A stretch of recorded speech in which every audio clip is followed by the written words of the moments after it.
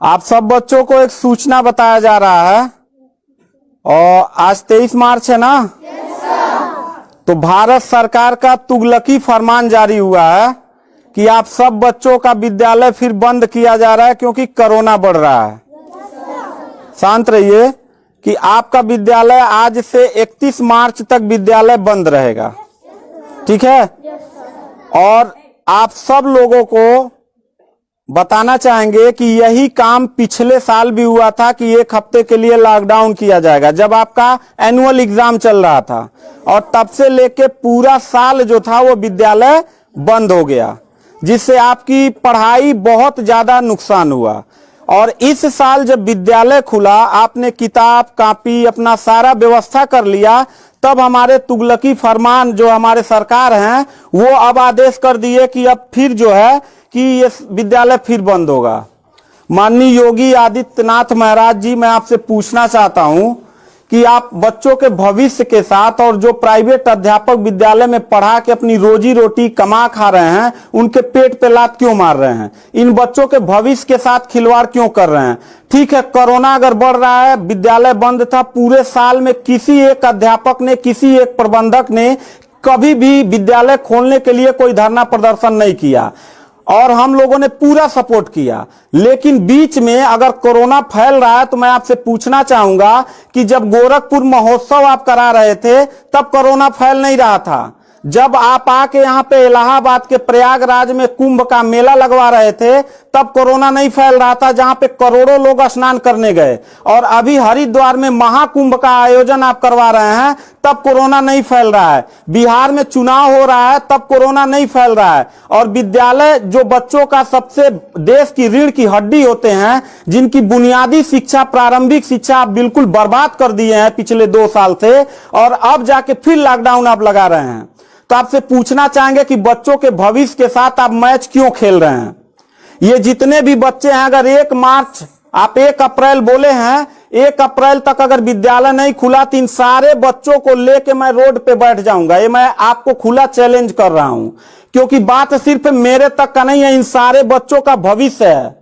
और इन सारे बच्चों का भविष्य आप लोग अंधकार में डाल रहे हैं। आप लोग खुद नहीं चाहते हैं कि देश का बच्चा पढ़े, पढ़ के कुछ लायक बने। आप लोग अपना, जब रैली निकालना रहेगा, चुनाव रहेगा, तो कोरोना आपके पास नहीं रहता है। और जब आपको लगेगा कि आपके विपक्ष में लोग खड़े हो रहे हैं तो आप कोरोना का ड्रामा करा के विद्यालय को सबसे पहले आप बर्बाद कर रहे हैं। आप बताइए, विद्यालय में, आप गोरखपुर जिले में 193 लोगों ने अपने विद्यालय की मान्यता निरस्त करा लिया। जानते हैं क्यों? महंत योगी आदित्यनाथ जी, क्योंकि वो लीज पे चलाते थे और उनका भाड़ा हुआ करता था 40,000 45,000 रुपया मंथली हुआ करता था। वो भाड़ा न चुकाने के वजह से, चूंकि मालिक को भाड़ा चाहिए, उन लोगों ने अपनी मान्यता निरस्त करा दिया।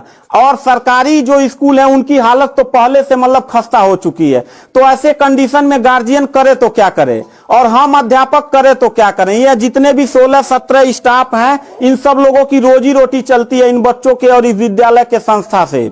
आप लोग हमारे पेट पे प्रहार कर रहे हैं, हम लोगों के व्यवसाय से प्रहार कर रहे हैं। अगर आपको लग रहा है कोरोना है, ठीक है, विद्यालय बंद कर दीजिए, तो आप ये भी अपनी नियत को साफ करिए कि कुंभ का जो मेला, महाकुंभ का लगवाने वाले हैं, उसको भी कैंसिल कर दीजिए। और जो गोरखपुर महोत्सव और गोरखनाथ का मेला लगवा के आप ड्रामा करवा रहे हैं, वो भी बंद करवाइए। यानी आप खुद नियम का पहले फॉलो करिए, हम लोग नियम को फॉलो करने के लिए तैयार हैं। अगर लास्ट में जाते जाते यही कहेंगे, इन बच्चों को, चेहरों को देखिए, इनके माता पिता ने सारे बच्चों का, किनका मोबाइल बज रहा है, साइलेंट कर लीजिएगा सर। इन सब बच्चों के माता पिता ने, बच्चों कितने लोगों ने आप किताब कॉपी अपना सारा कंप्लीट कर लिए हो? पता है, एक एक बच्चों की किताब कॉपी 2-2 हजार रुपए की आती है। आप फिर लॉकडाउन लगा दिए, इनकी पूरी पढ़ाई बर्बाद हो गई। अब यानी आपने 1 हफ्ते का लगाया है, आपकी नीयत पे तो मुझे 100% विश्वास है ही नहीं है कि आप करोगे क्या। आप पूरे साल पढ़ाई बर्बाद करोगे। हाथ नीचे करिए। अब ये बच्चे करेंगे क्या? किताब लेकिन के गार्जियन करेंगे क्या? हम लोगों ने पूरा कोऑपरेट किया सरकार को। जितना दिन लॉकडाउन लगा था उतना दिन का मैंने पूरे सभी विद्यालय के लोगों ने शुल्क माफ कर दिया, क्योंकि गार्जियन के ऊपर कोई लोड न पड़े। हम लोगों ने टीचरों को पेमेंट नहीं किया, क्योंकि हम लोगों ने जब फीस नहीं लिया तो पेमेंट कहां से करें। हम लोगों ने पूरा सरकार का साथ दिया, जितना हो सकता था सब लोगों ने साथ दिया। लेकिन अब इतनी कंडीशन होने के बाद, विद्यालय खुलने के बाद आप लोग विद्यालय बंद कर रहे हैं, ये बहुत ही गलत कर रहे हैं। और आपका पॉलिटिकल जो फंडामेंटल जिस पे आप चल रहे हैं कि जिन नियतों पे आपका बर्बाद होने वाला है, मैं लिख के आपको दे दूंगा कि अगर फिर से 1 अप्रैल के बाद, ठीक है, अगर 1 हफ्ते के रोकने के बाद कोरोना भाग जाता तो मतलब 1 हफ्ता आप बंद कर लीजिए, बिल्कुल हम लोग 1 हफ्ता नहीं पढ़ाई कराएंगे। लेकिन अगर फिर साल भर का ड्रामा आपने किया तो निश्चित तौर पे याद रखिएगा कि तानाशाही उतना ही अच्छा लगता है जितना तानाशाह के अंत होने का समय ज्यादा दूर हो, और आपका समय बिल्कुल नजदीक आ गया है। तो मैं उम्मीद करता हूं कि आप ये काम बिल्कुल मत करिएगा। 1 अप्रैल के बाद अगर विद्यालय फिर से आप बढ़ाएंगे तो इन सब चेहरों को देख लीजिए और इनके गार्जियन को लेके, अपने पूरे स्टाफ को लेके जिले से लेके मैं प्रदेश लेवल तक धरने पे बैठूंगा। इस बात को याद रखिएगा, क्योंकि सवाल यहां सिर्फ मेरे रोजगार का नहीं है, मेरे जितने सहपाठी और जितने मेरे कर्मचारी लोग हैं और इन बच्चों के पढ़ाई का भविष्य का सवाल है। तो मैं इन बच्चों को लेकर धरने पे बैठ जाऊंगा, और जरूरत पड़ा तो असंवैधानिक भी हो जाऊंगा। इसी के साथ मैं सरकार से रिक्वेस्ट करूंगा कि अगर 1 हफ्ता में बंद करने से कोरोना भाग जाता है तो हम सब लोग आपके साथ हैं, अगर नहीं भागता है तो 1 अप्रैल से छोड़ दीजिए।